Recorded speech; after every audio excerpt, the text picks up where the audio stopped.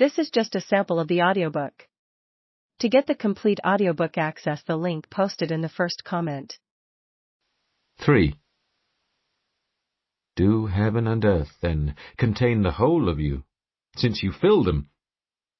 Or, when once you have filled them, is some part of you left over, because they are too small to hold you? If this is so, when you have filled heaven and earth, does that part of you which remains flow over into some other place? Or is it that you have no need to be contained in anything, because you contain all things in yourself and fill them by reason of the very fact that you contain them? For the things which you fill by containing them do not sustain and support you as a water vessel supports the liquid which fills it. Even if they were broken to pieces, you would not flow out of them and away. And when you pour yourself out over us, you are not drawn down to us, but draw us up to yourself. You are not scattered away, but you gather us together. You fill all things, but do you fill them with your whole self?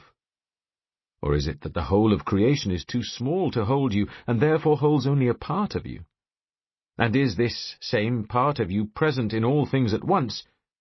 Or do different things contain different parts of you, greater or smaller according to their size? Does this mean that one part of you is greater and another smaller? Or are you present entirely everywhere at once, and no single thing contains the whole of you? 4. What, then, is the God I worship? He can be none but the Lord God himself, for who but the Lord is God? What other refuge can there be except our God? You, my God, are supreme, utmost in goodness, mightiest and all-powerful, most merciful and most just. You are the most hidden from us, and yet the most present amongst us, the most beautiful, and yet the most strong, ever enduring, and yet we cannot comprehend you. You are unchangeable, and yet you change all things.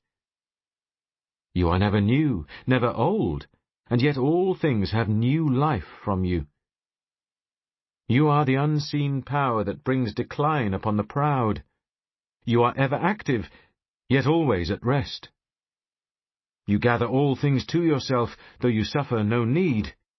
You support, you fill, and you protect all things. You create them, nourish them, and bring them to perfection. You seek to make them your own, though you lack for nothing. You love your creatures, but with a gentle love. You treasure them, but without apprehension. You grieve for wrong, but suffer no pain. You can be angry, and yet serene. Your works are varied, but your purpose is one and the same. You welcome all who come to you, though you never lost them. You are never in need, yet are glad to gain, never covetous, yet you exact a return for your gifts. We give abundantly to you, so that we may deserve a reward. Yet which of us has anything that does not come from you? You repay us what we deserve, and yet you owe nothing to any. You release us from our debts, but you lose nothing thereby. You are my God, my life, my holy delight. But is this enough to say of you? Can any man say enough when he speaks of you? Yet woe betide those who are silent about you, for even those who are most gifted with speech cannot find words to describe you. 5. Who will grant me to rest content in you? To whom shall I turn for the gift of your coming into my heart and filling it to the brim, so that I may forget all the wrong I have done and embrace you alone, my only source of good? Why do you mean so much to me?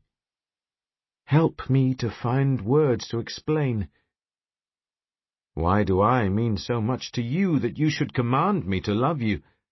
And if I fail to love you, you are angry and threaten me with great sorrow, as if not to love you were not sorrow enough in itself. Have pity on me, and help me, O Lord my God. Tell me why you mean so much to me,